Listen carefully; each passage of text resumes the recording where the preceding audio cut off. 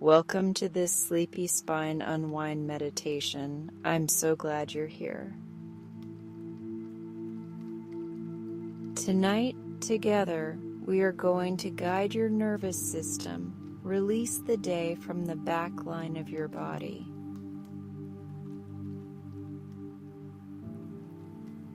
The spine holds more than posture. It often holds the shape of your effort, your bracing, and your long hours of being on.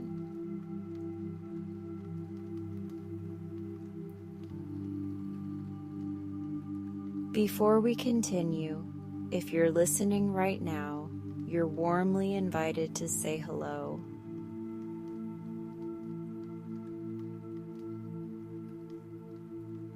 Drop a comment with where you're listening from, and let's make this space feel soft, safe, and connected.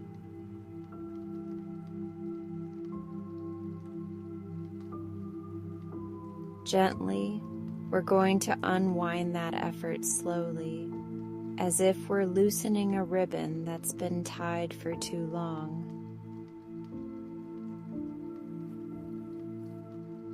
There is no forcing here, no stretching that hurts, and no pressure to do it perfectly.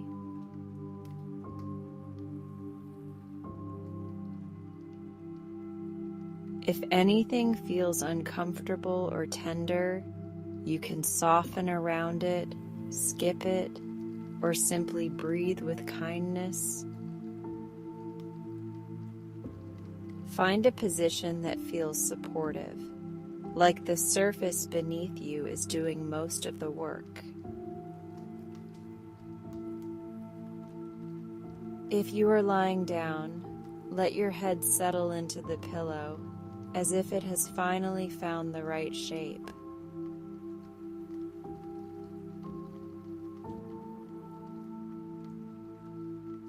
If you're on your side, let the knees rest comfortably and allow the shoulders to be soft and slightly forward. If you're on your back, let your arms fall where they want to fall, with hands loose and open.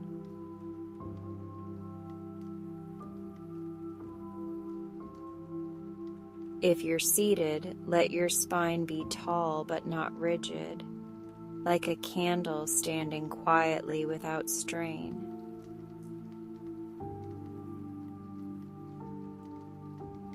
Make one small adjustment that helps you feel more cared for. It might be a pillow under the knees, or shifting the blanket, or moving your shoulders a fraction.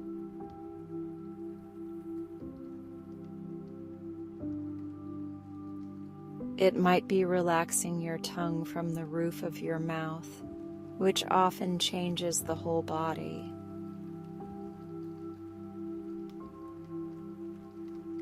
It might be letting your jaw unclench as if you are putting down a heavy bag.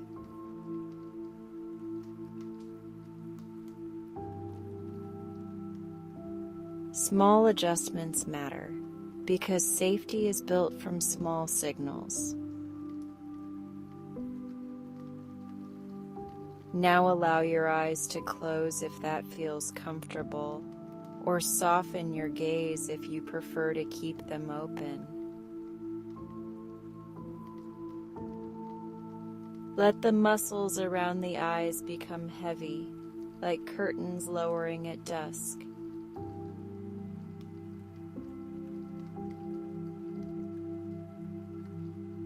Smooth the forehead gently, as if warm cloth is resting there.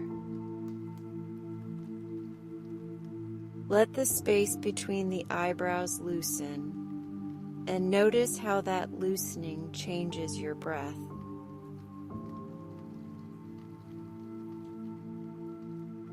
Relax the cheeks and let the mouth be soft, not posed, not held, just neutral and easy.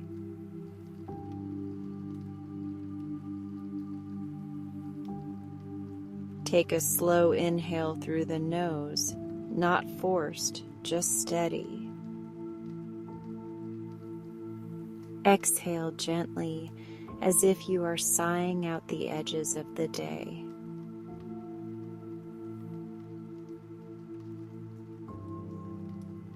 Inhale again, and feel the ribs widen a little, making room inside.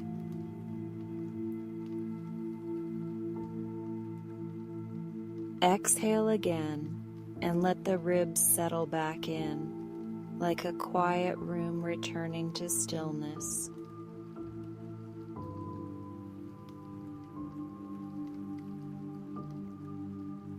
Breathing like this is not a performance, it's simply a signal of safety.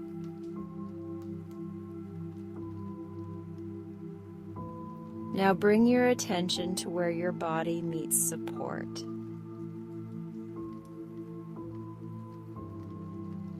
Notice the back of your head and how it is being held without effort.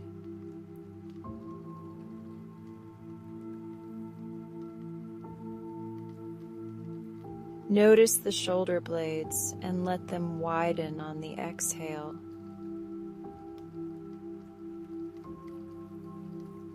Notice the weight of the hips and allow that weight to be real, heavy in a comforting way.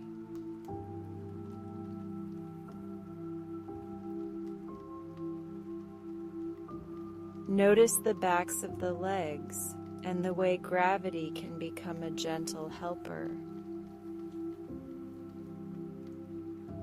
This meditation will use imagination, sensation, and breath together.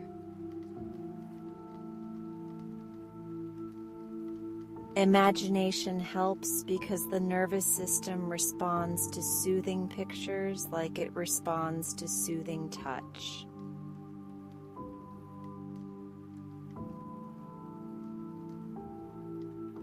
Sensation helps because noticing your body brings your attention out of spiraling thoughts and into something real and present. Breath helps because it's a built-in calming rhythm that can carry you even when you feel tired or overwhelmed.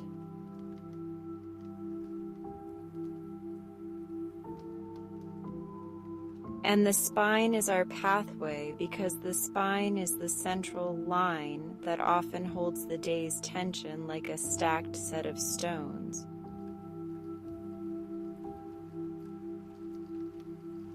If your mind wanders, that is completely normal. You don't need to scold yourself or start over.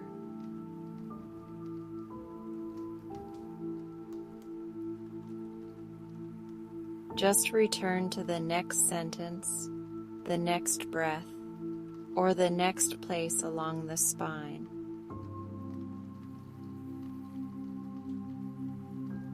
Every return is practice, and practice is what gently rewires the body toward rest.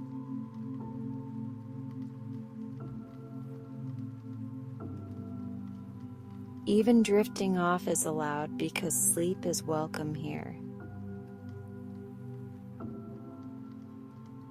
Now imagine your spine as a soft, luminous strand running from the base of your skull down to the tailbone.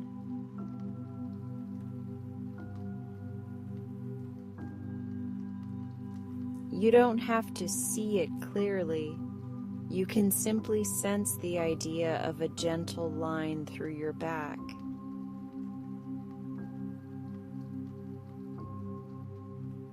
This strand is not stiff. It is flexible, calm, and safe.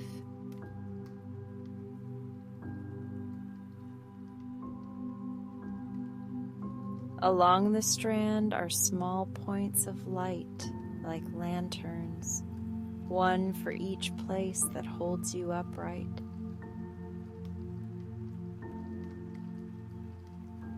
Tonight we will dim those lanterns into a sleepy glow, not turning them off, just letting them soften.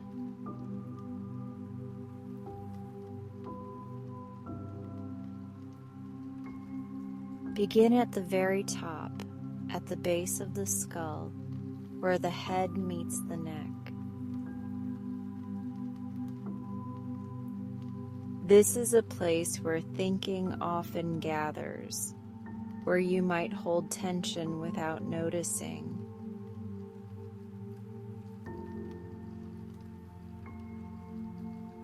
As you inhale, imagine you are breathing warmth into that spot. As you exhale, imagine a tiny knot loosening, like a ribbon untied with patient fingers.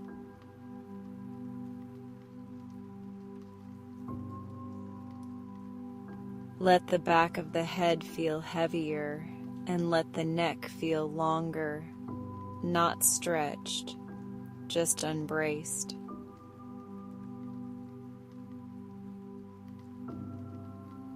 Now move your attention down an inch to the back of the neck.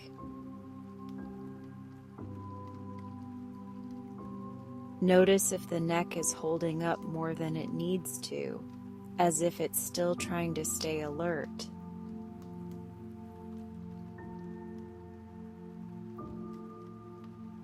On the next exhale, allow the neck muscles to soften, like warm water moving slowly over them. You are not dropping your head. You are allowing your body to be supported.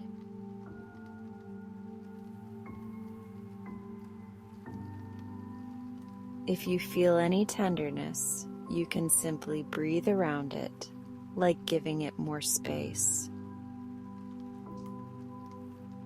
Now let your awareness glide to the tops of the shoulders, where the neck meets the shoulder line. Imagine those shoulders as two stones that have been held too high for too long.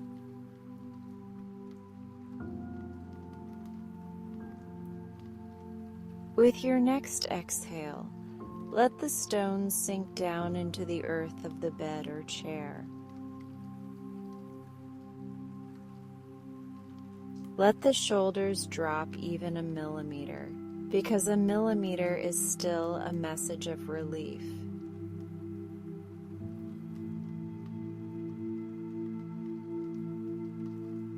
Notice how that small drop changes the breath in the chest.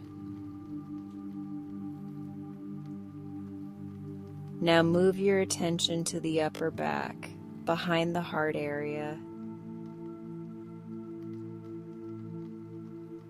This is a place where people often hold it together, even when nobody is watching.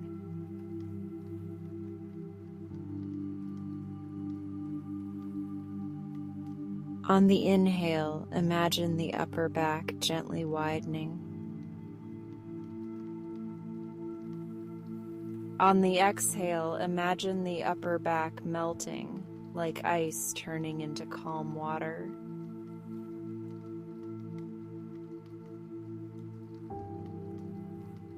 Let the shoulder blades spread, as if your back can finally breathe.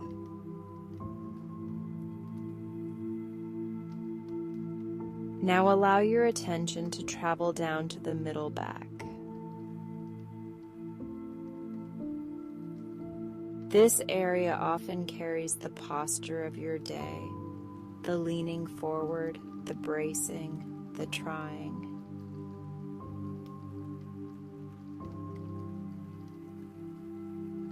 Imagine a slow hand smoothing down the center of your back, releasing any tight cords of effort. With each exhale, allow the muscles alongside the spine to soften and widen.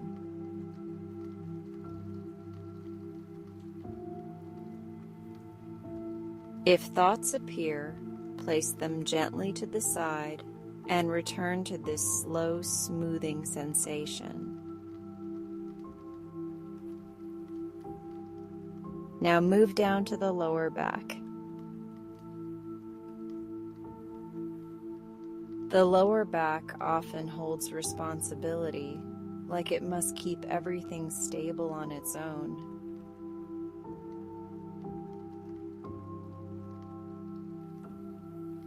Tonight, you can let the lower back be supported rather than responsible.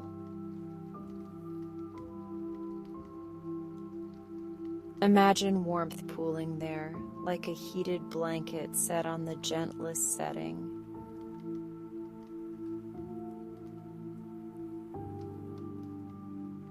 On the exhale, let the lower back release, as if it's unclenching a fist it forgot it was making.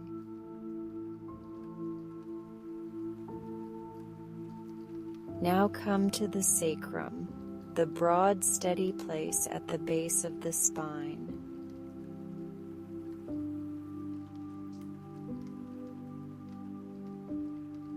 Imagine it as an anchor that can rest fully into the surface beneath you.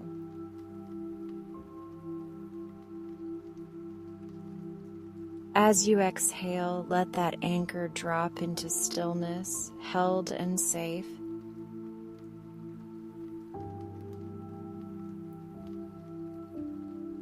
Notice how the hips may widen or settle when the base of the spine relaxes.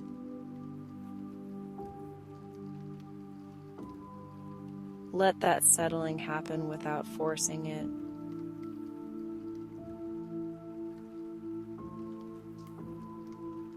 Now bring your attention to the tailbone, the final point of the spine's line. This is the place where the day can finally be set down, like closing a door quietly behind you.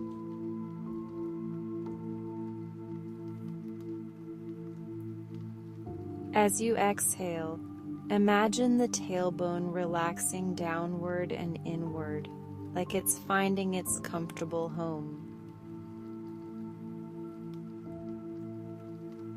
If your legs soften as a result, let them soften.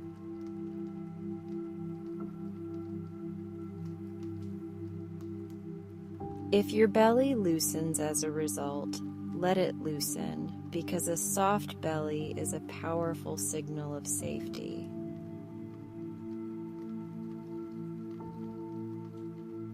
Now, gently trace your awareness back up the spine, as if checking a string of lights.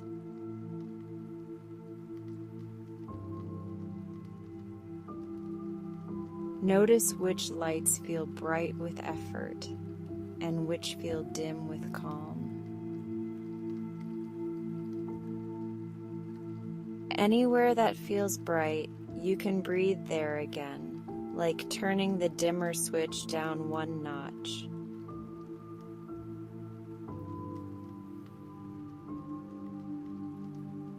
Anywhere that feels calm, you can let that calm spread outward, like warm color in water. This is not a race, and there is no right amount of relaxation to achieve.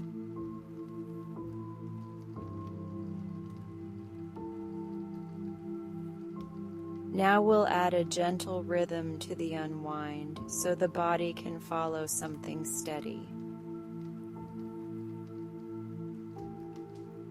Inhale slowly and imagine the breath traveling up the spine like a soft rising wave.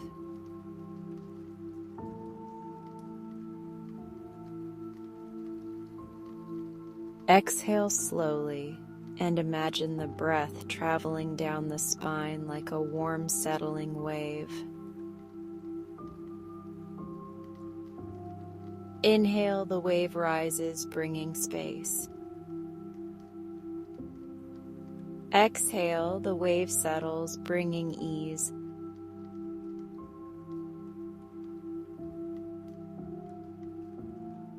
If it helps, you can picture the spine as a staircase and the exhale as a step downward. Each exhale takes you one step deeper into comfort without needing to think hard about it.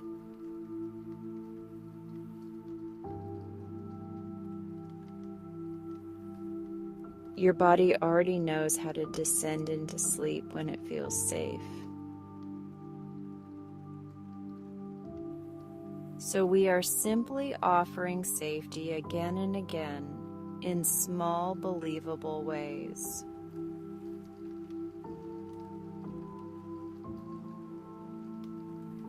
Believable safety is what works best at night because it doesn't ask the body to pretend.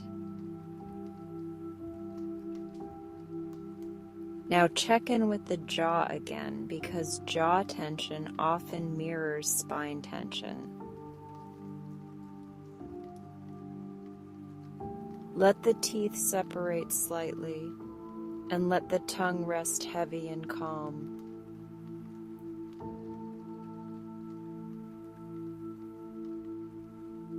Notice the throat and allow it to feel open, as if you no longer need to hold words inside.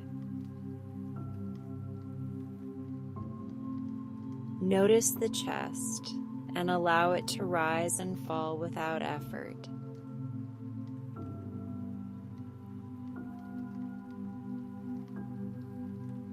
Notice the shoulders and let them feel like they are draping downward, soft fabric rather than armor.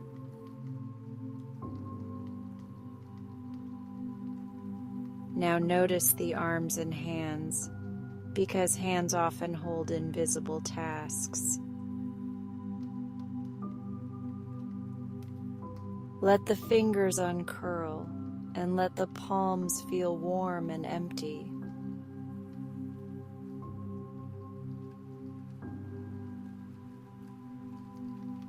If you feel a small twitch or tingling, that can be a normal sign of relaxation arriving.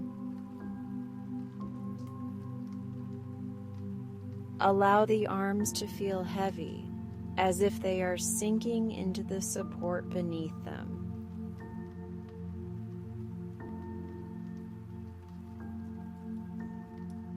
When the hands relax, the spine often follows even more easily. Now bring attention to the belly and imagine it as a soft balloon that rises and falls gently.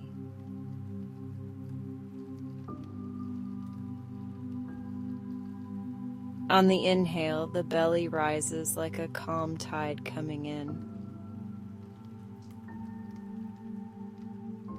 On the exhale, the belly falls like a calm tide going out.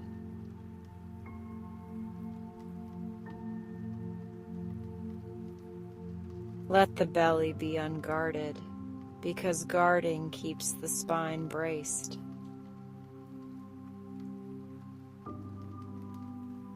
A soft belly tells the back line of the body that it can stop protecting.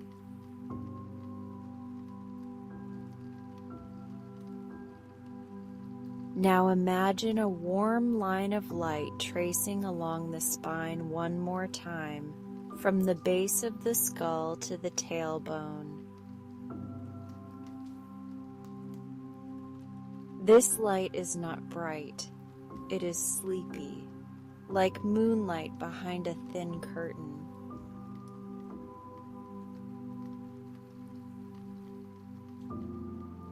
Wherever it touches, muscles loosen like knots untying. Wherever it touches, joints feel more spacious and easy.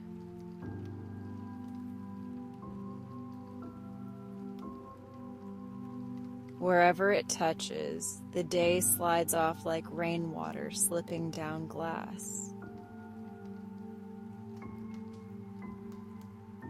If any part of the spine feels stubborn, treat it gently. Stubbornness is often just a sign that the body is cautious, and caution deserves kindness.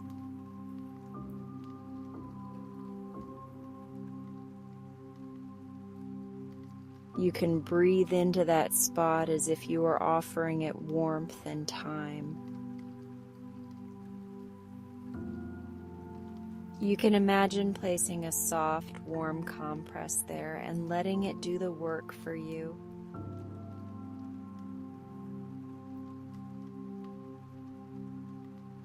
You can also say inwardly, "It's okay," because reassurance can soften muscles more than force ever could.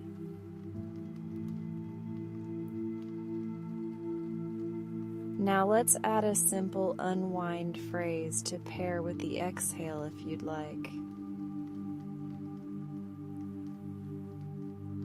On each exhale, you can think down and easy,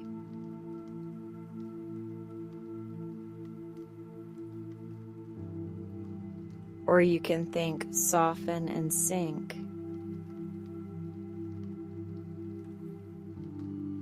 or you can think safe to release.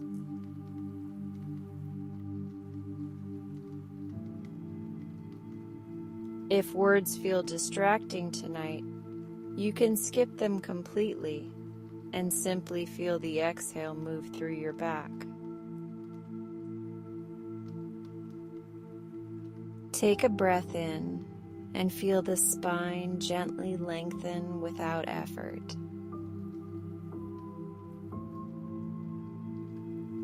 Take a breath out and feel the spine gently settle without holding.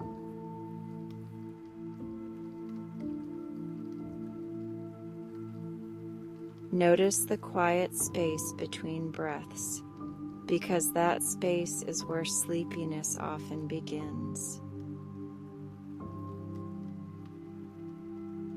Notice that you do not have to chase that sleepiness, because it arrives more easily when it's invited.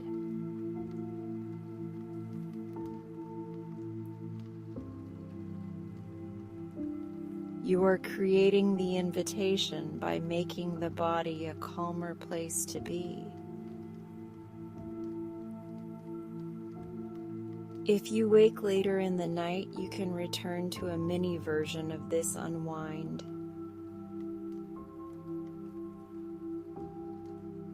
You can soften the jaw, drop the shoulders, and trace the spine with one slow exhale from head to tailbone.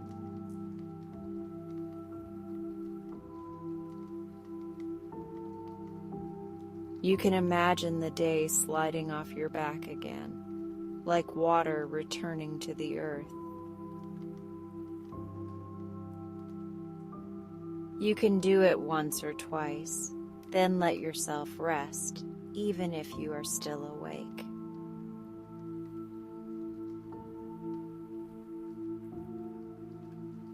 Rest still helps, because the body repairs even when sleep takes time. Now, for this last moment of the introduction, we will settle into a deeper sense of support.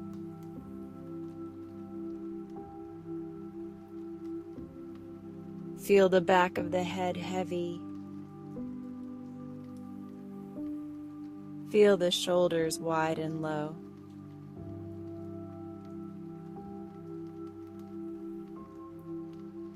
Feel the upper back broad.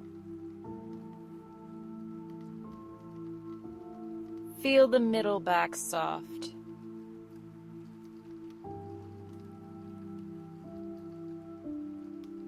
Feel the lower back supported. Feel the sacrum anchored.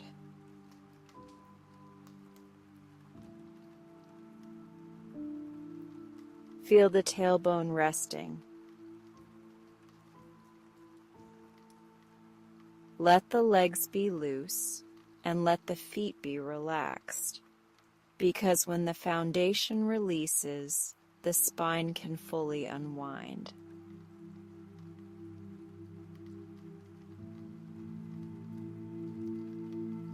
Let your breathing stay slow and natural, like the night is breathing through you. Let your thoughts be background weather, present but not in charge.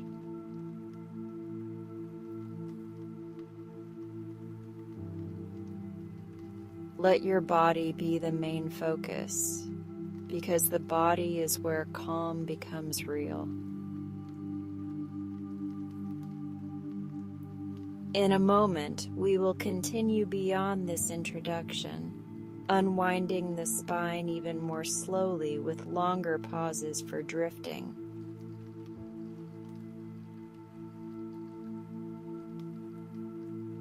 For now, stay with the feeling of the spine softening and settling, like a ribbon finally laid flat. Stay with the gentle truth that you are supported, held, and safe enough to let go.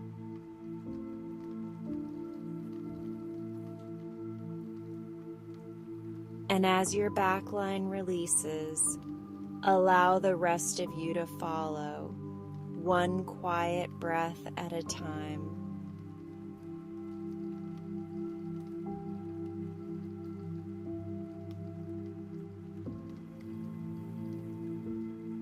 The sky opens like a quiet velvet curtain, revealing 2 moons hanging low and kind. One moon is pearl white with a soft halo, and the other is pale lavender with a gentle shimmer.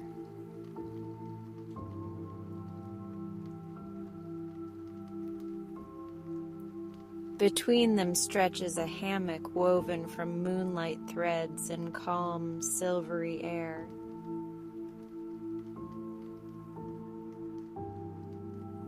It sways in slow, steady arcs as if it has been rocking someone to sleep for ages.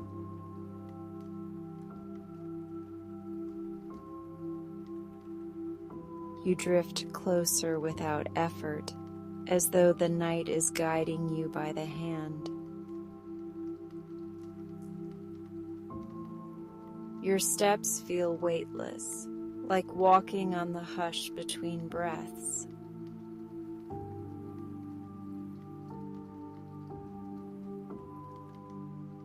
The air is cool but comforting, like a clean sheet fresh from the dryer.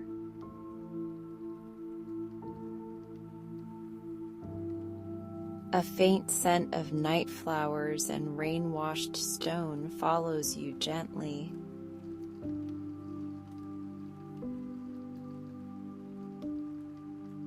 The 2 moons seem to notice you, not with a spotlight, but with a soft, approving glow. They feel like guardians who do not demand anything, only offer steadiness.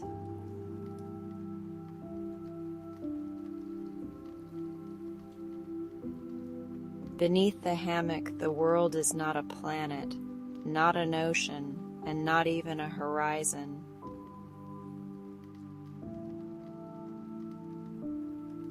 There is only a calm depth of starlight, like a quiet lake made of sky.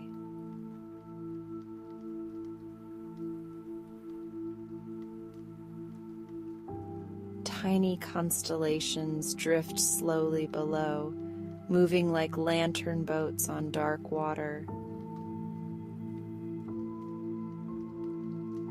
The hammock waits at the perfect height, inviting you to rest without climbing or strain.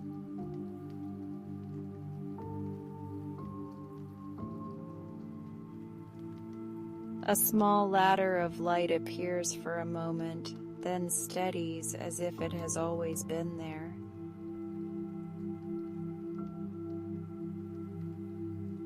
You place one foot on the first rung, and it feels solid in the gentlest way.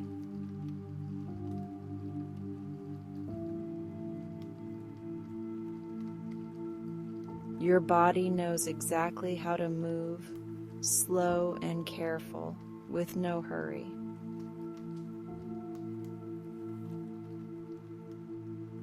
The ladder does not wobble and the air does not push back.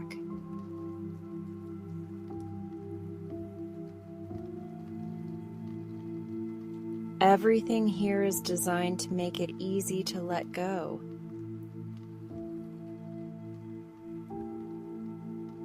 You reach the hammock and run your fingers along its edge. The weave is soft, like cotton mixed with quiet warmth.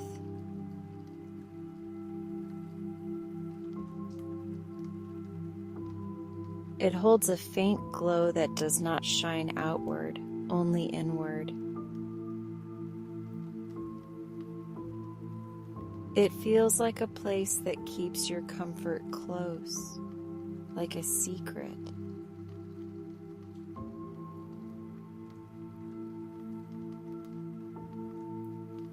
You lower yourself into the hammock and it receives you immediately. It does not sag too far and it does not hold you too tightly.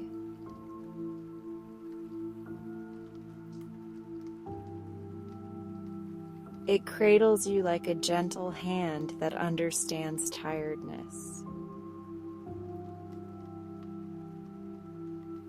As soon as your weight settles, the hammock begins its slow rocking.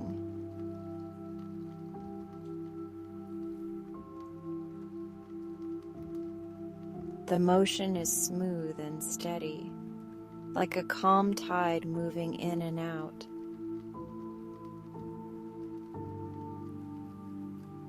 Each arc feels like a quiet permission slip, stamped with relief.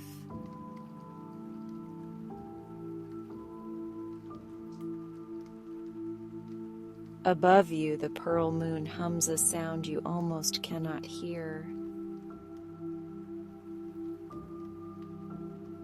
It is not music exactly, more like a soothing vibration in the air.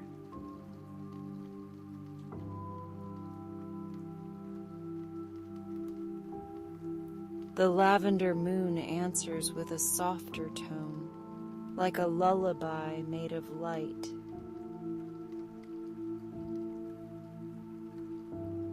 The two tones braid together, creating a gentle rhythm that matches the hammock's sway.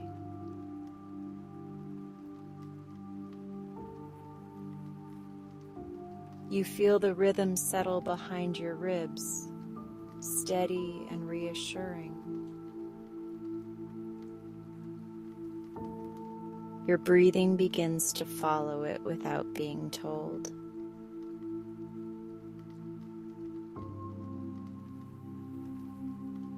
Inhale, and the hammock rises slightly, as if lifting the day away from you.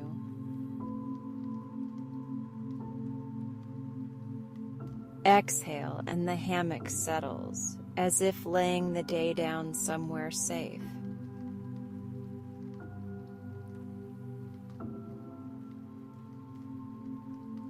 The space between inhale and exhale becomes wider, softer, more comfortable. A small satchel rests beside you in the hammock, stitched from pale cloud fabric. It looks like it belongs to you, like it has always traveled with you.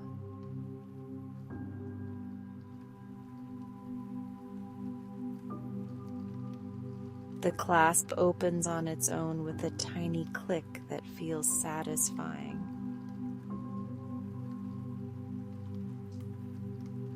Inside are smooth paper stars, each one blank and waiting.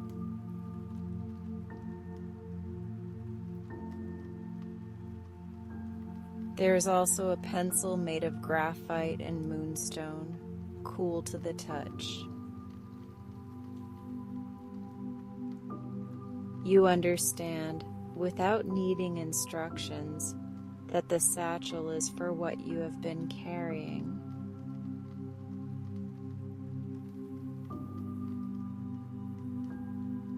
Not the big life stories, not the dramatic chapters, but the small, tight thoughts that pinch at night.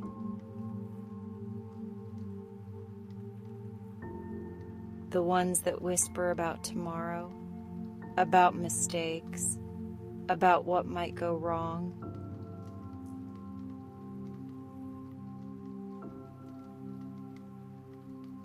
Here, those thoughts can become light enough to set down.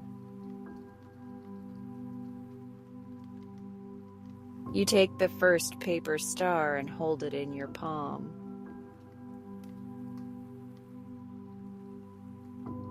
It is warm, as if it has been waiting near a lamp.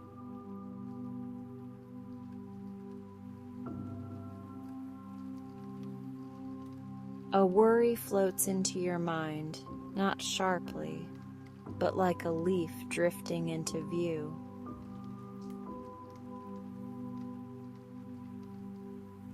You do not chase it and you do not push it away.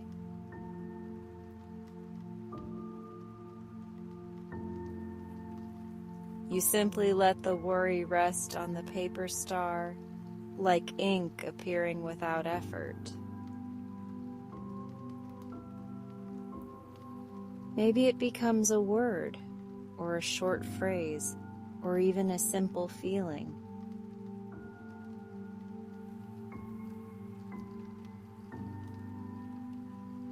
You do not need to explain it to anyone, because the moons already understand.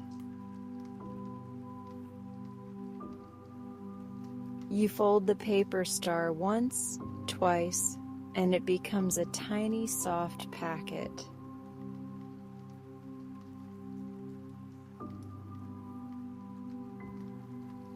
Then you place it back into the satchel, where it will be held for later. The hammock rocks again, a little deeper, as if pleased with your quiet choice.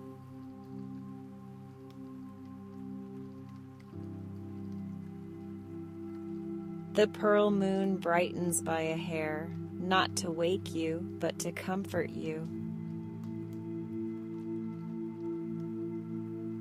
The lavender moon sends a faint beam of light that lands on your forehead like cool silk.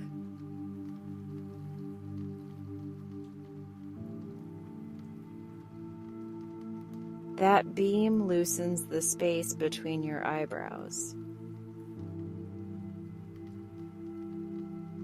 Your jaw softens, and you notice you were holding it without realizing.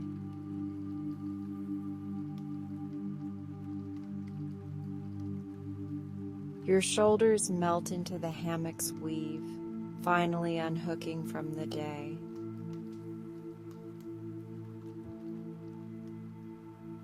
Your hands rest open, palms loose, as if they are no longer gripping anything invisible.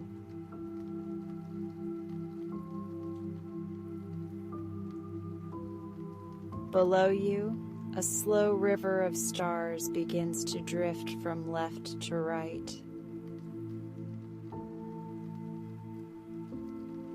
It moves at the pace of a sleepy thought becoming quieter.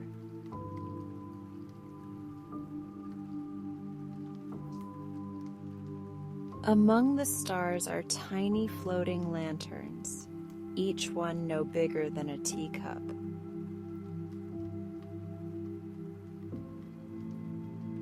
They glow warmly, and each lantern carries a label you can almost read.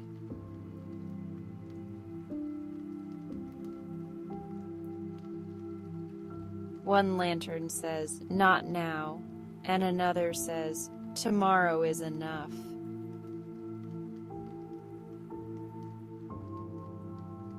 Another lantern says, "You can rest without finishing everything."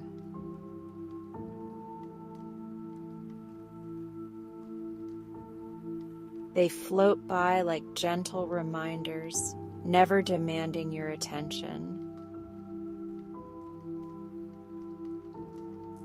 The hammock continues its steady arc, and you begin to trust it completely.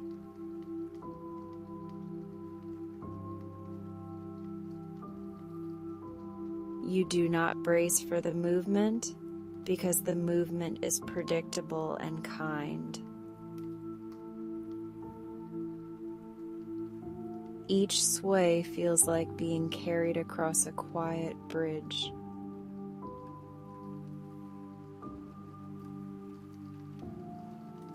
The bridge leads away from effort and toward ease. The moons hold the hammock ropes in a way that feels safe, as if they are careful with you.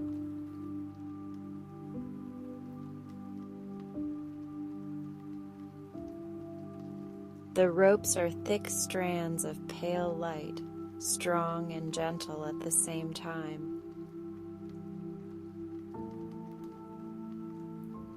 They do not creak and they do not strain because they were made for comfort.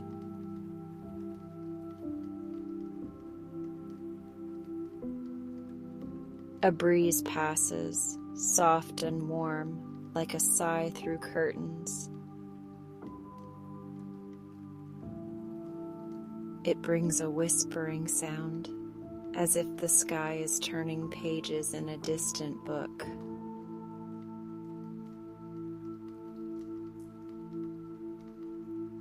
With that breeze comes a small bundle of cloud fluff that drifts near your feet.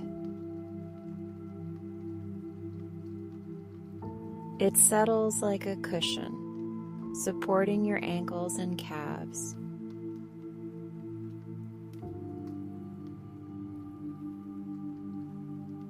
Your legs feel heavier in a pleasant way, like they are finally allowed to stop holding themselves up.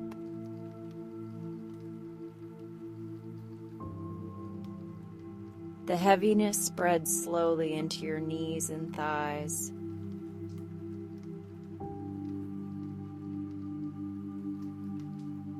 Your hips widen into comfort, letting the hammock do the work. Your belly softens, and the soft belly sends a message of safety up your spine.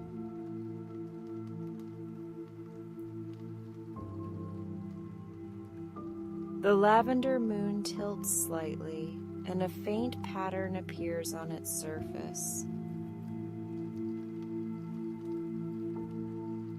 The pattern looks like a quilt stitched from stars.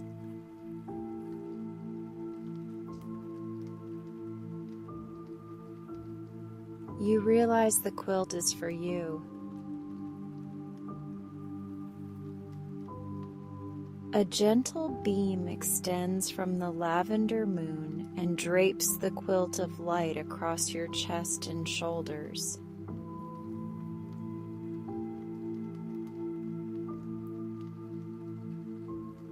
It is weightless, yet it feels like protection. The quilt warms you from the inside out, as if calming your heartbeat.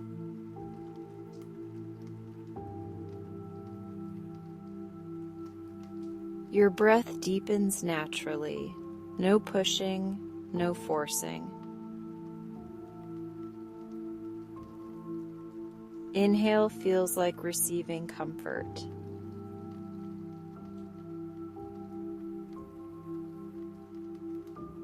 Exhale feels like giving the day back to the night.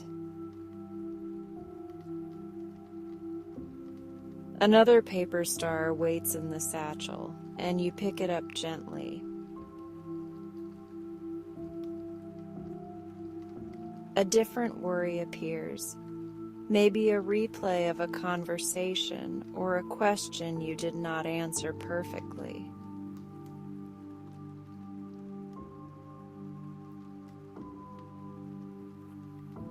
The worry tries to sharpen itself into a problem, but the hammock's sway rounds its edges. You let the worry rest on the star anyway, without judgment.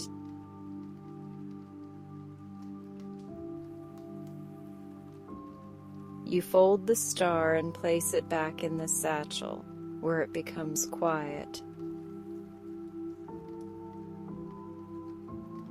The pearl moon gives a soft pulse of light, like a kind nod.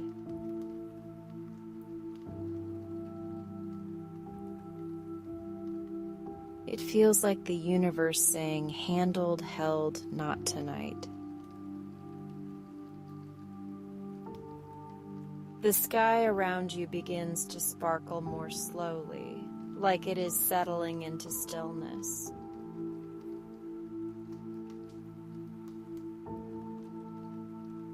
Stars blink in a gentle rhythm that matches your breathing. The hammock's rocking becomes slightly longer, slightly slower.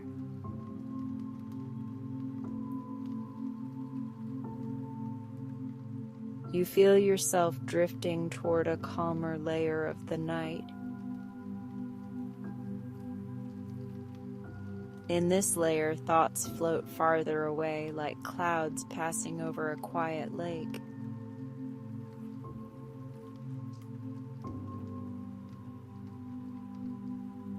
You can see them, but you do not have to climb into them. You simply remain in the hammock, safe between two moons.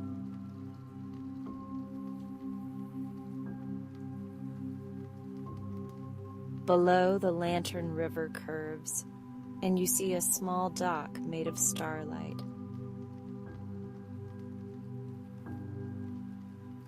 On the dock sits a tiny sign that reads, "Set down what you can."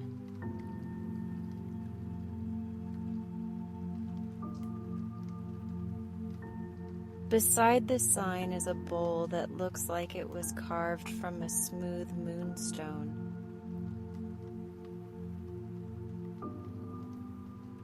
The bowl is labeled "For Tomorrow."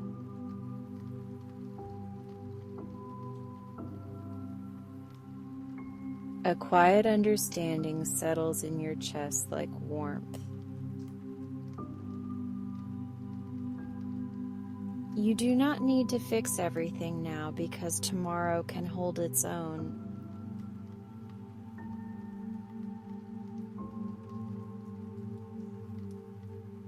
You can rest tonight, and resting will help you meet tomorrow with more softness.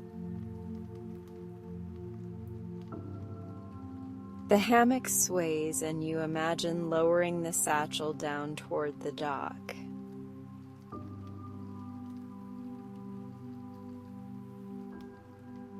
A strand of moonlight extends from the hammock like a gentle ribbon.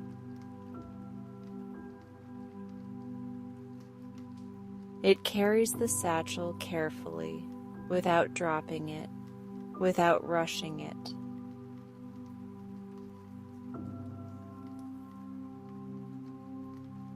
The satchel lands on the dock beside the bowl with no sound at all.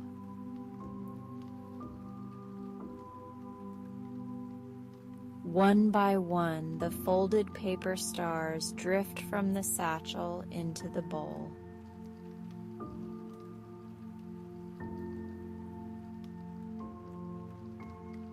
They settle like snowflakes on still water. The bowl glows warmly as it receives them, as if grateful.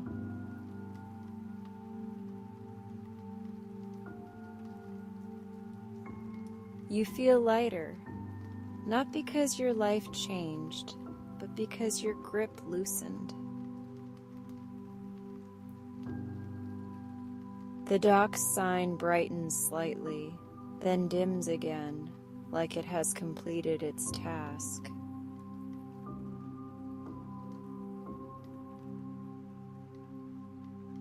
The lantern river continues on, carrying the bowl and its contents into the gentle curve of tomorrow.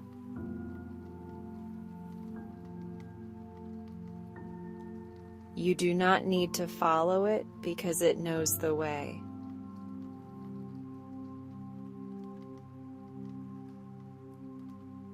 The hammock remains your home in the sky, rocking steadily. The two moons keep their positions, patient and protective.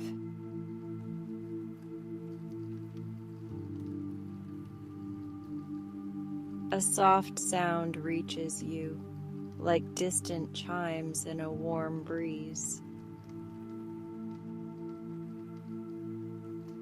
It is the pearl moon humming again, slower this time.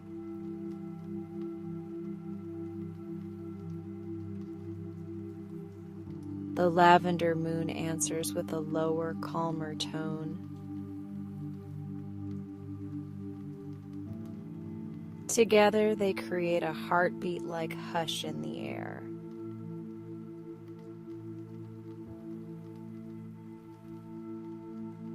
You feel that hush around your ribs, around your throat, around your mind.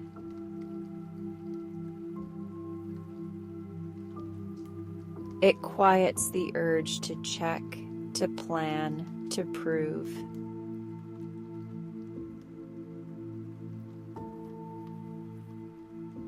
It replaces urgency with a gentle certainty that you are allowed to pause.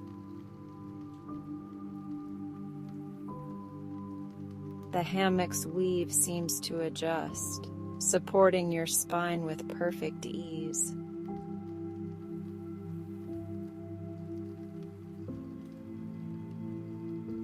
Your backline releases in small waves, like knots untying one by one.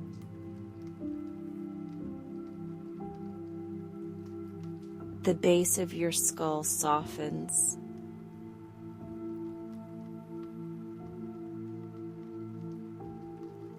Your neck lengthens without strain.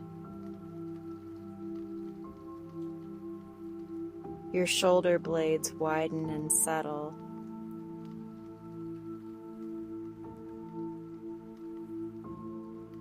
Your lower back feels supported rather than responsible. Your tailbone rests as if it has finally found a safe place.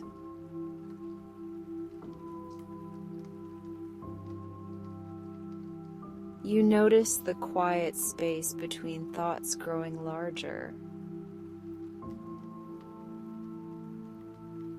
In that space, there is nothing to solve and nothing to chase.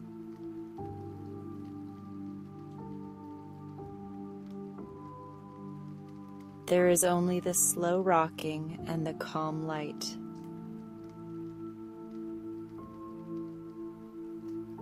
There is only your breath, steady as a tide.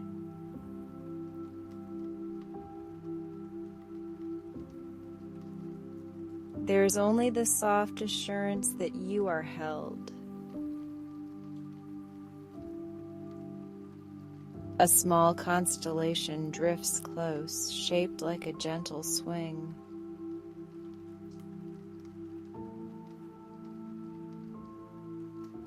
It moves alongside the hammock for a moment, mirroring your arc. The stars in the constellation blink slowly like sleepy eyes.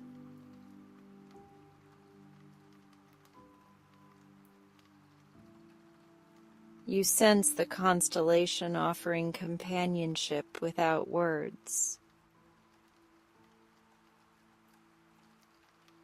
Then it drifts away, leaving you even more peaceful.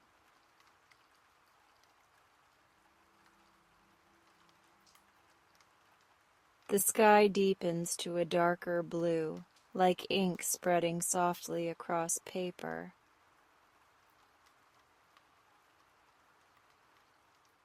The moons remain bright, but their light becomes warmer, less alert.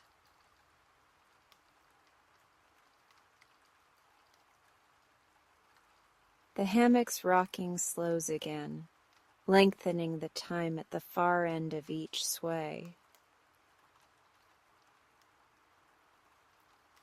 At each far end, there is a tiny pause, like the world breathing out.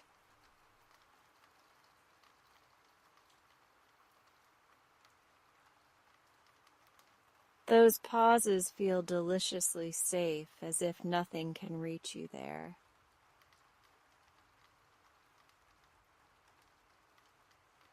You let your eyelids become heavy, and you stop trying to keep them open.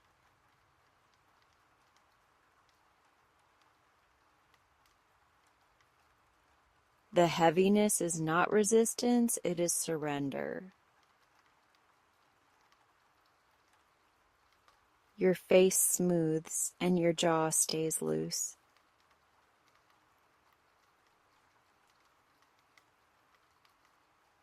Your hands rest open, soft and warm.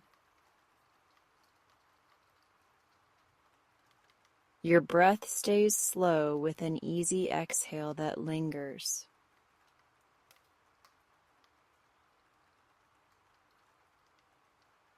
The hammock rocks you as if the night itself is singing you to sleep. A final lantern floats below, close enough to read clearly.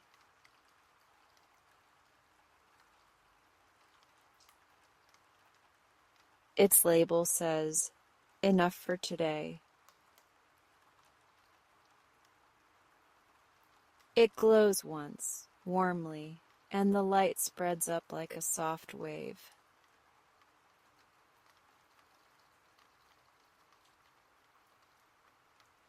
The wave reaches you and settles in your chest like reassurance.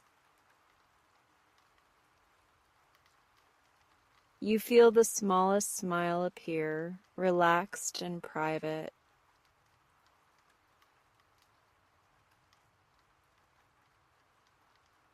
The moons dim their hum, leaving more silence.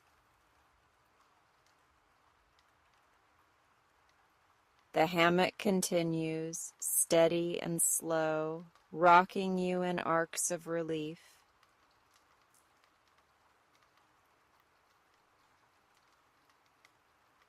Thoughts drift farther away, becoming softer shapes in the distance.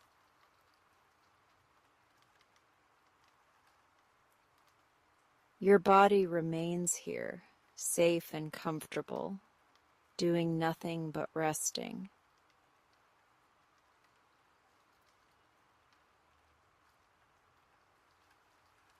Sleep begins to gather around you like a warm fog, gentle and patient.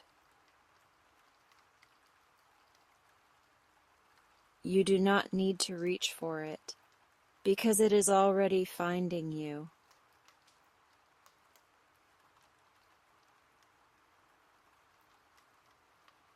The last clear thing you notice is the pearly moonlight on the hammock's weave.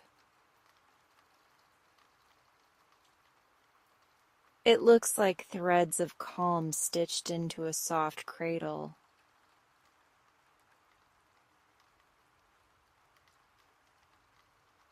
The second thing you notice is the lavender glow on your blanket of light, warm and protective. The third thing you notice is your breath, steady and easy as if it belongs to sleep now.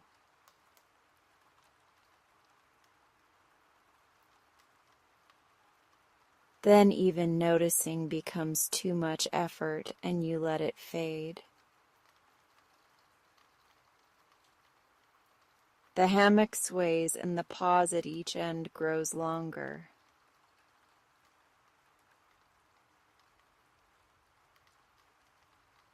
The space between breaths feels wide and safe.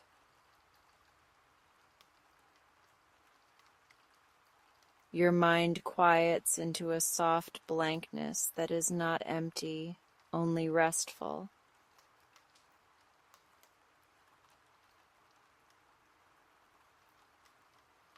The two moons keep watch, gentle and unhurried. The night holds you without asking anything in return.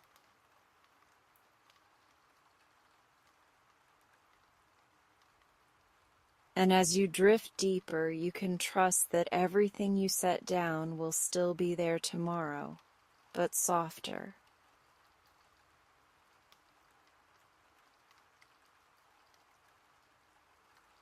You can trust that your body knows how to sleep when it feels safe. You can trust the slow rocking to carry you the rest of the way.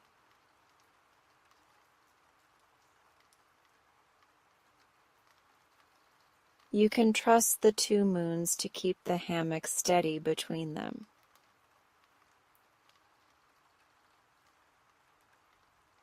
You can trust that relief can be simple and quiet.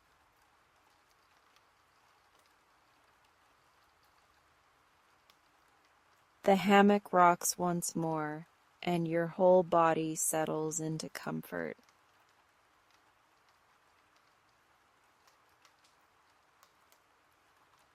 The moons glow softly, like two kind nightlights in a peaceful room.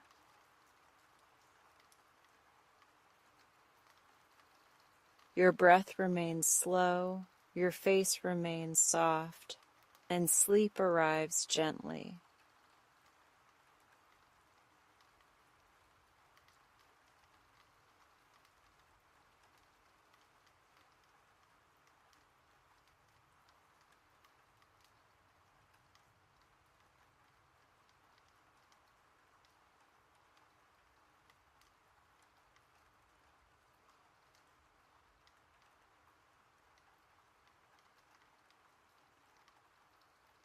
Sana knew something was wrong the moment the smallest pocket planet stopped making dawn. It floated near the top of the nursery dome like a held breath, its miniature sky stuck in a pale, unfinished gray. Around it, dozens of other tiny worlds drifted in slow, careful orbits, each one glowing softly with its own private weather. The dome itself was quiet enough to hear the station's distant hum, a lullaby of machinery keeping everyone alive. Sana stood beneath the constellation of floating planets and felt that familiar tug of tenderness in her chest. She was the star gardener of this place, though the title sounded bigger than the work. Her job was not dramatic, not heroic, and not the kind of thing people bragged about in the mess hall. She cared for small worlds that fit in her hands, worlds no larger than a melon, each cradling its own sky. And she did it with the kind of patience that never made the news, but made the station feel like home. Tonight, the nursery dome looked like a dream someone had drawn in soft light. Curved glass arched overhead, sprinkled with condensation that shimmered when the lamps shifted. Beneath the glass, a slow spiral walkway wrapped around the center, allowing Sana to move close to each orbiting planet. The air was warm and clean, with the faint scent of mineral mist and growing things. Tiny vents breathed out gentle currents that kept the pocket planets drifting in calm, predictable paths. Sana walked to her console, her boots making almost no sound on the padded floor. The console was simple, worn at the edges where her hands rested every night. A ring of instruments displayed each planet's light needs, moisture balance, and atmospheric rhythm. Most of the readings were perfect, steady as a sleeping heartbeat. But one line blinked softly, as if asking for help without wanting to wake anyone. The blinking line belonged to a pocket planet labeled Kestrel 7, a new arrival from the research bay. It was small and shy, with a thin ring of ice dust orbiting it like a silver bracelet. Inside its glassy shell, Kestrel 7 held a miniature sky with pale clouds and a tiny band of sunrise that should have been moving. Instead, the sunrise stayed frozen, neither brightening nor fading. Sana tilted her head the way she always did when listening closely.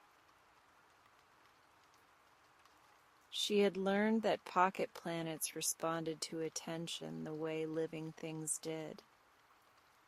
They needed measurable care, yes, but they also seemed to settle when handled gently.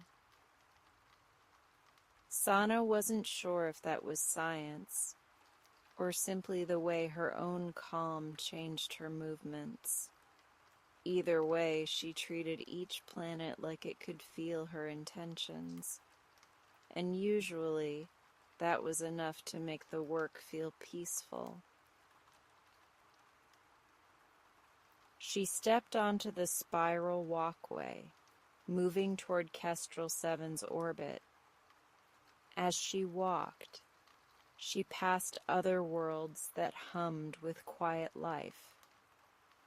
One pocket planet carried a slow rainstorm that never felt gloomy, just refreshing and rhythmic. Another held a lavender dusk that lasted for hours, painted with soft auroras.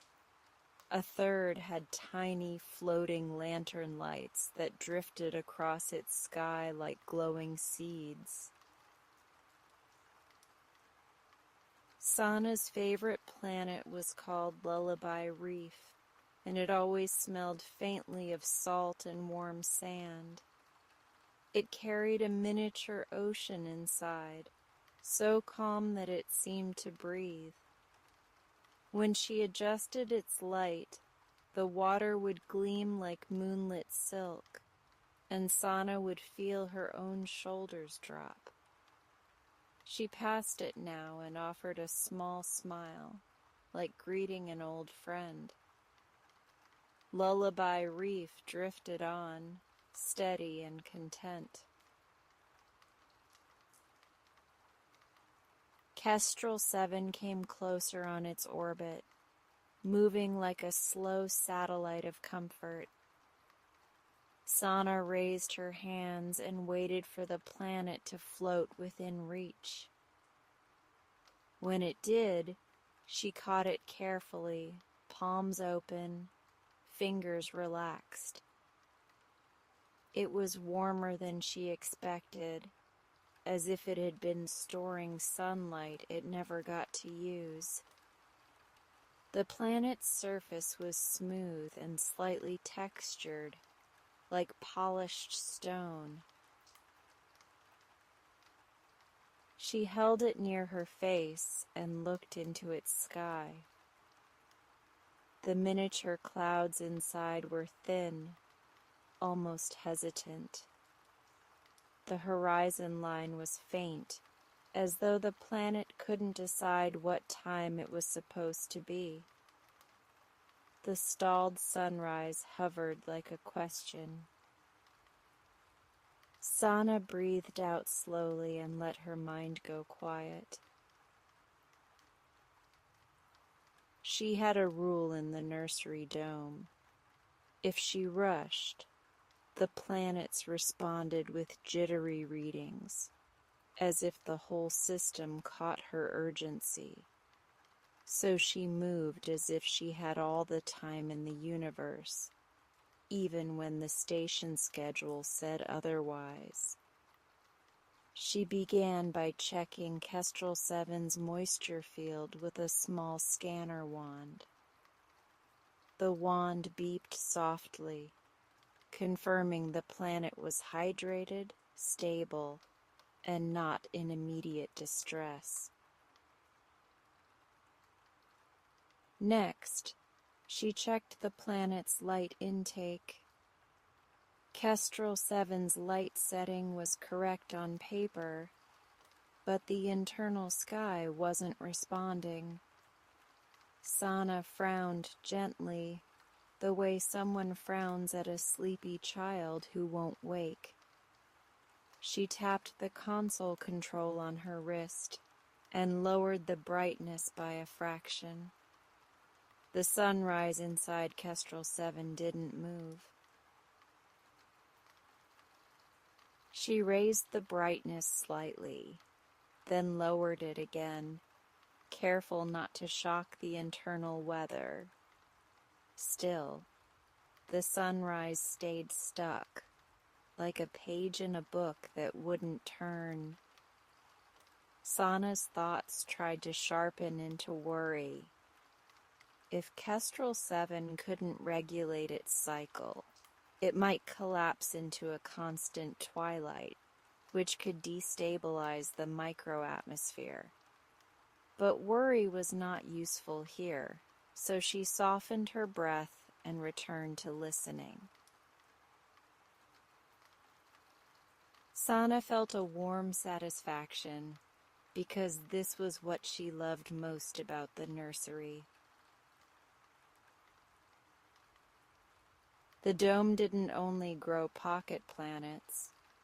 It grew people into softer steadiness, one gentle adjustment at a time.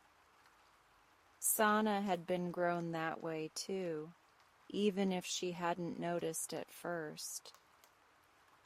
She remembered her own first week, hands too tight, breath too shallow, mind full of fear of doing it wrong. Now she watched Juno learn the dome's language, and she felt quietly grateful. Outside the nursery, the station continued with its bright screens and urgent footsteps. Inside the dome, tiny worlds drifted like lullabies given a shape. Kestrel 7's dawn was now a gentle morning, clouds moving steadily, birds appearing and disappearing in soft arcs. Sana looked at it one more time and felt a small certainty settle in her chest. She could care for these worlds, and she could teach someone else to care too. Juno set the snowy planet back into its orbit current, releasing it with a careful patience that made Sana smile. "Is it always this quiet?" Juno asked, voice low, as if afraid to break the hush. "It's quiet on purpose," Sana said, and her tone carried kindness. "Quiet helps the skies remember what to do."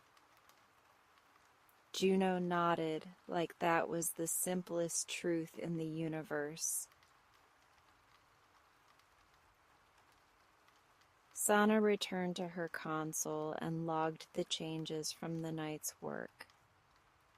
She noted Kestrel 7's stalled dawn and its restored cycle, recording the exact pulse frequency that helped. She also recorded something softer in her private notes, something the official system did not require. She wrote that gentleness worked best, and that patience was a kind of power. Then she saved the entry and watched the dome lights dim even further into late-night blue. The pocket planets drifted in their slow dance, each sky breathing in miniature. Sana stood in the center of them, calm and steady, feeling the station hum beneath her feet. Above, the glass dome held the stars like a protective shell, and for a moment, Sana felt as if she were holding a whole universe of small comforts in her care. She looked at Juno, who was still watching the orbits with softened eyes, and Sana felt the night settle into something peaceful and right.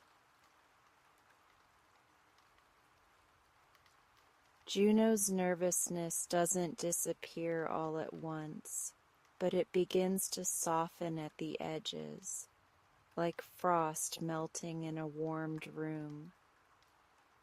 Sana notices it in the small details, in the way Juno's shoulders lower between breaths, and in the way their hands stop gripping the air. The nursery dome continues its slow, steady hum, holding them both inside a pocket of calm. Above, the curved glass collects tiny beads of condensation that glimmer like quiet stars. Around them, the pocket planets drift in their gentle orbits, each one carrying a miniature sky that never needs to rush. Sana leads Juno along the spiral walkway toward a cluster of planets that rotate at the slowest pace in the whole dome. These are the sleepers, the worlds designed to teach steadiness to anyone who watches long enough. They float in a loose ring, their surfaces glowing softly, their internal skies moving like dreams. Juno tilts their head as if listening for a sound that isn't quite sound. Sana recognizes that look, the look of someone trying to do it right instead of letting it be simple. Tonight, Sana says gently, we don't chase the rhythm. We match it. Juno blinks, and Sana can almost see the question forming behind their eyes. Sana slows her own breathing, letting the inhale be quiet and the exhale be longer. She places her hands near the edge of the walkway rail, palms open, showing Juno what soft hands look like. The nearest sleeper planet drifts closer, a pale sphere with a thin band of shimmering dust around it. Inside, its miniature sky holds a deep twilight with a few slow-moving clouds. It rotates so gradually that it's easy to think it isn't moving at all. But Sana watches closely, her eyes relaxed, and she sees it, the tiny shift, the patient turning. She lets herself sway slightly with it, not dramatic, just enough to signal her body. Slow is safe. Juno tries to copy her, and at first it looks a little stiff, like someone learning a dance. Sana doesn't correct them quickly, because quick correction would bring urgency back into the dome. Instead, she gestures to the planet's dust ring, letting Juno focus on something simple and visible. Watch that shimmer, Sana says, and let your breath move at the same pace.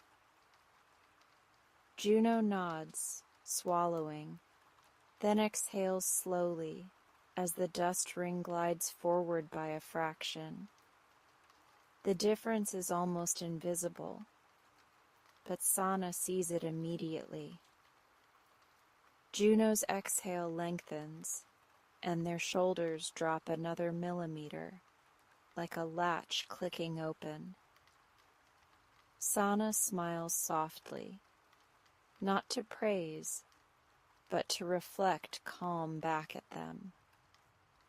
The sleeper planet floats within reach, and Sana lifts her hands, waiting instead of grabbing. She lets the planet drift into her palms, as if it chose her hands on its own. Your turn, Sana says quietly, and she offers the planet to Juno with slow, unhurried movement. Juno hesitates, and their fingers curl slightly, as if preparing to hold too tightly. Sana lowers the planet back into her own palms for a moment, demonstrating again. No squeeze, she says gently, just a landing. Juno inhales, then releases a careful exhale and opens their hands wider. Sana guides the planet toward Juno's palms, and the transfer happens like water pouring slowly from one cup to another. When the planet settles into Juno's hands, Juno's eyes widen with quiet surprise. It is lighter than they expected, warm but not hot, steady but not rigid. They do not drop it, and they do not clutch it, and the success changes their whole posture.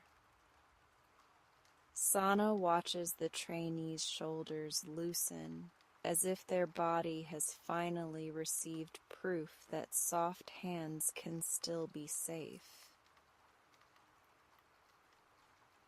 Now we listen with our eyes, Sana says, her voice low enough to blend with the station hum.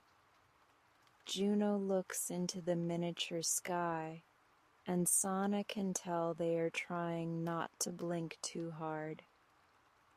Inside the planet, the twilight clouds drift slowly, like blankets being pulled into place.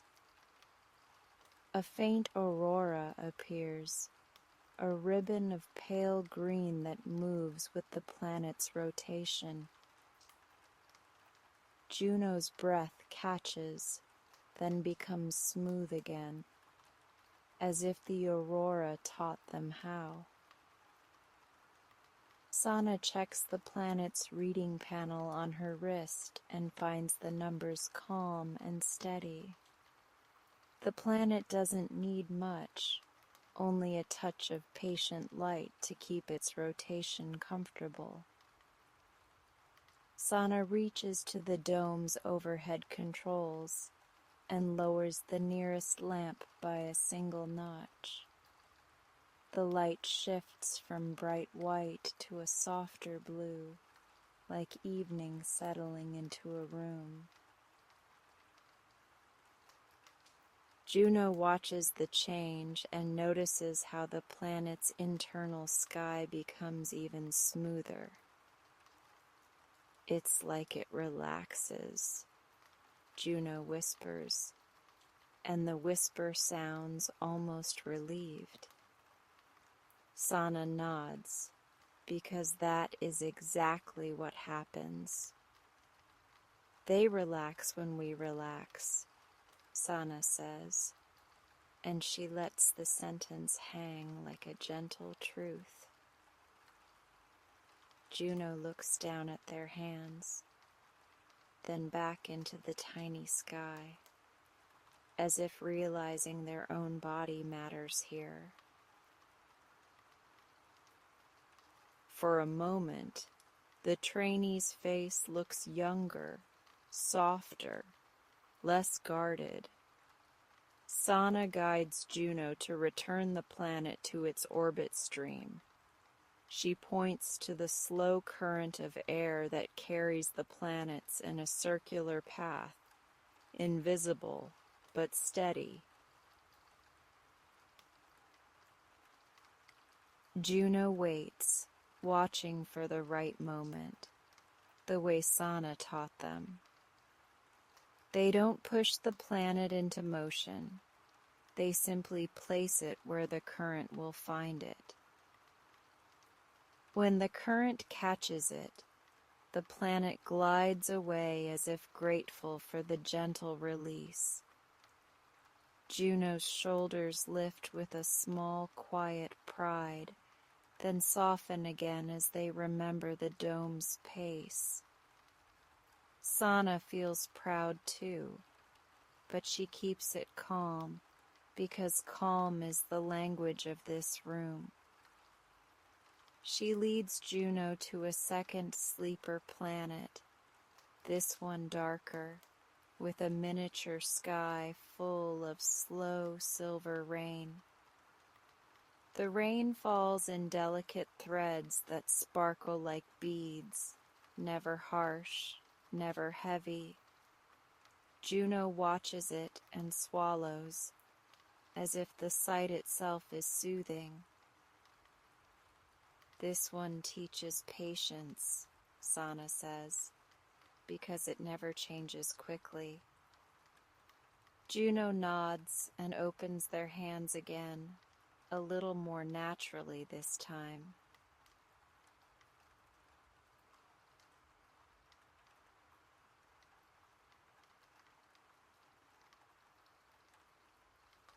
The planet drifts into Juno's palms without resistance, and Sana sees the trainee's fingers stay loose.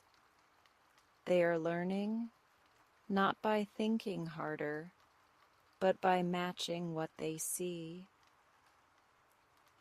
Sana adjusts the lamp above them, not to fix anything urgent, but to keep the rain gentle and even.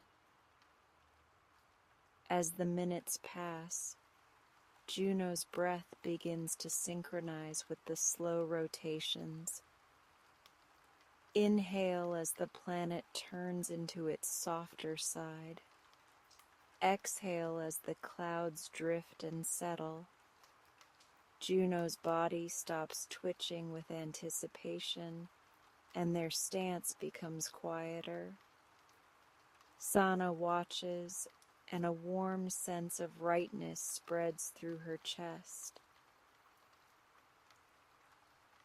This is what she loves, the moment a person realizes they don't have to be fast to be competent.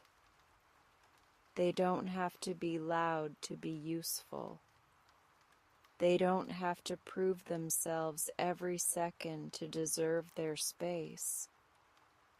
Sana remembers how long it took her to learn that.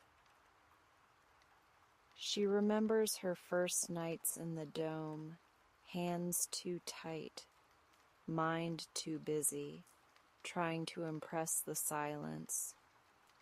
She remembers one older technician, long retired now, who once told her something simple. Slow work is still work, the technician had said, not kindly, but truthfully. At the time, Sana hadn't believed it.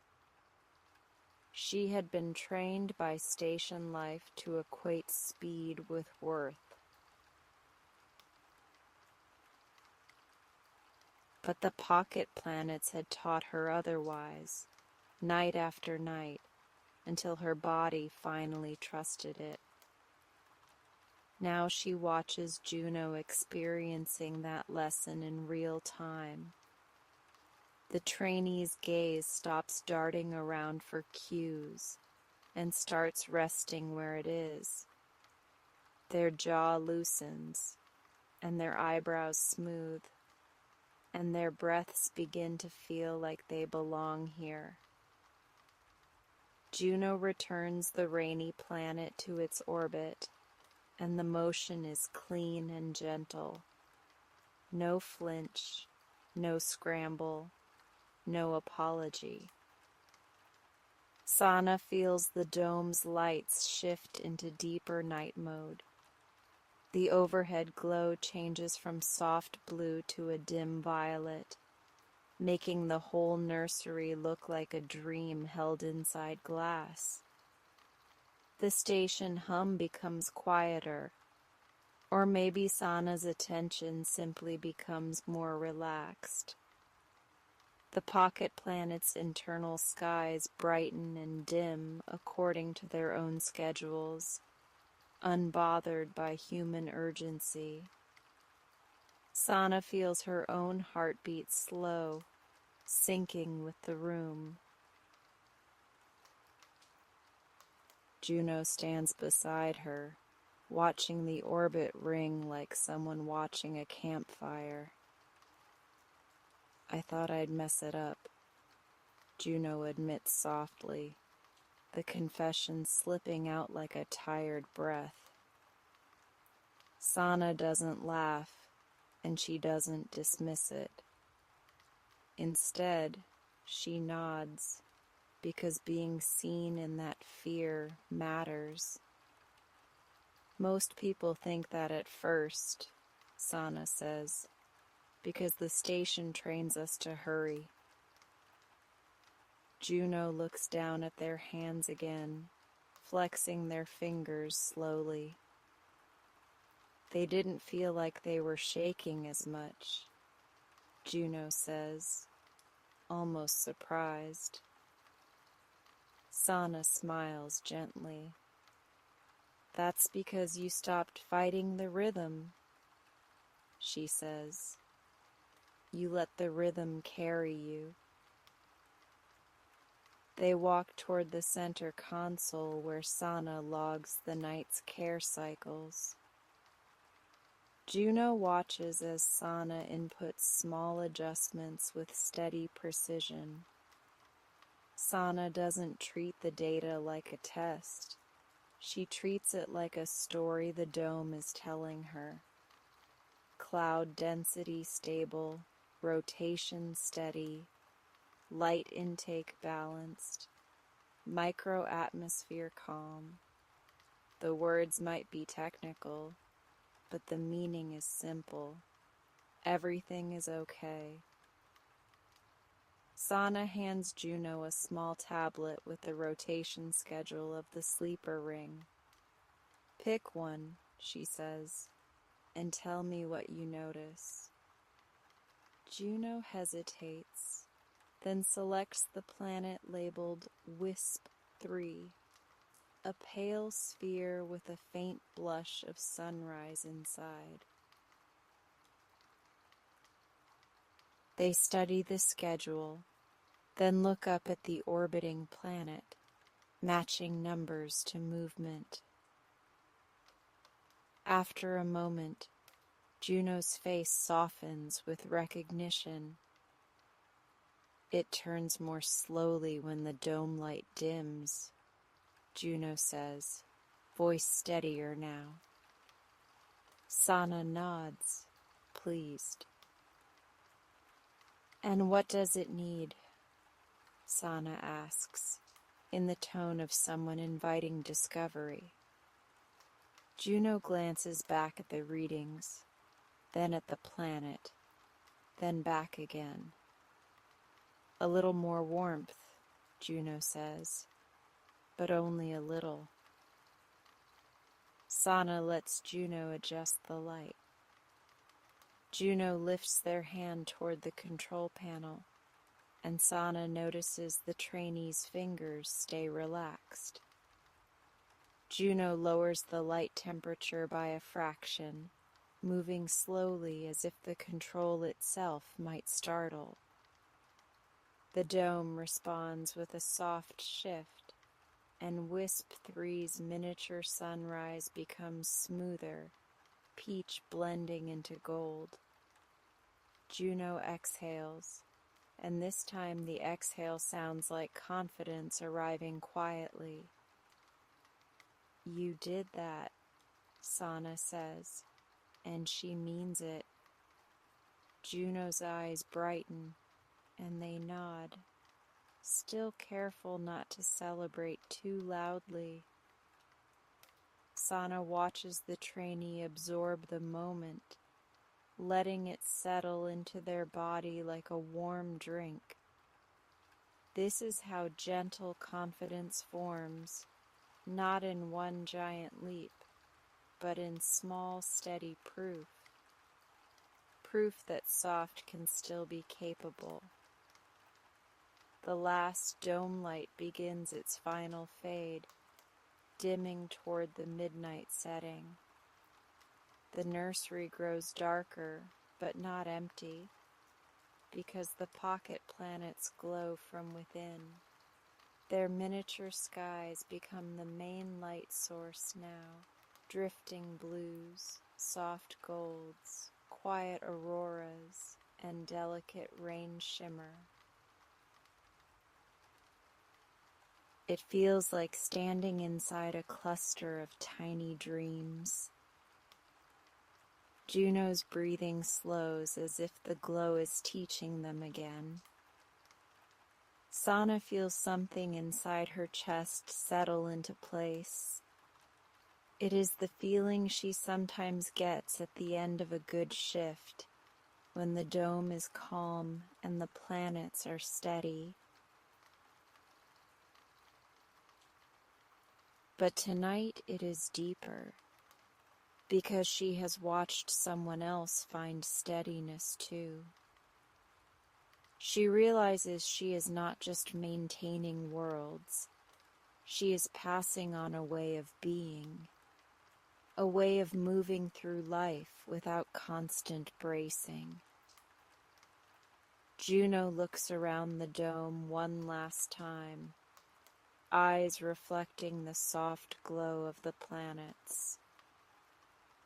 "I didn't think I'd like this," Juno admits, "because it seems so quiet." Sana nods, understanding the unspoken part. Quiet can feel unfamiliar when someone has lived in survival speed. Quiet can feel like emptiness until it becomes safety. "It grows on you," Sana says softly, and her voice carries a smile. "It grows you too." Juno's shoulders loosen again, and the trainee lets out a small laugh. They look less like a new badge and more like a person now, present in their own body. Sana feels grateful for that change, because it is real. The dome lights are nearly off, leaving only a faint rim of guidance along the walkway. The pocket planets float in their slow ring, steady as lullabies. Sana checks the console one last time, confirming all cycles stable, all rotations smooth. Everything is in balance, and balance feels like relief.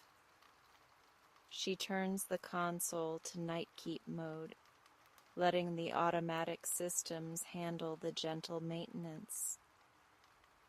Juno steps toward the exit, then pauses and looks back. "Thank you," Juno says, and the words carry more than politeness. They carry the relief of being guided without being judged. Sana nods, receiving the gratitude without making it heavy. Come back tomorrow, Sana says, and we'll match the rhythm again. Juno smiles, a small, genuine smile, and disappears into the corridor beyond the dome. The door seals with a quiet hush, leaving Sana alone with the floating worlds. She stands in the dim glow, watching the planets drift, and she lets herself feel the peace fully. No one is watching her now, so she doesn't have to perform competence. She can simply be here, steady, breathing, belonging. Sana walks slowly along the spiral walkway, doing a final visual sweep the way she always does. Her eyes pass over Kestrel 7, which now carries a gentle late afternoon inside. Clouds moving smoothly, a soft light warming the miniature horizon.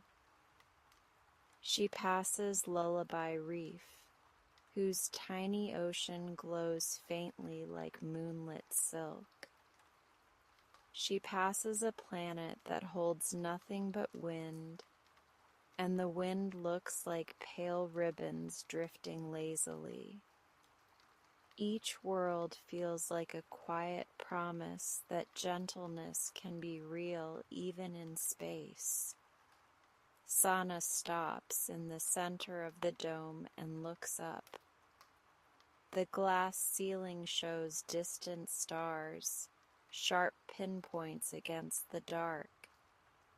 For a moment, Sana imagines the entire station as one more pocket world, floating through the black, held by careful systems and human care. She thinks about all the people sleeping in their bunks right now, hoping the night will be kind. She thinks about how her work makes the station feel softer, even if most people never notice. A quiet certainty settles over her like a warm blanket. She belongs here. Not because she is the fastest or the loudest or the most impressive. She belongs because her patience fits the needs of these small worlds.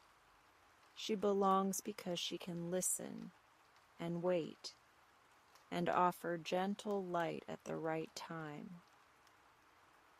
Sana takes one slow breath in, and the dome feels like it breathes with her. She exhales, and her shoulders drop into ease.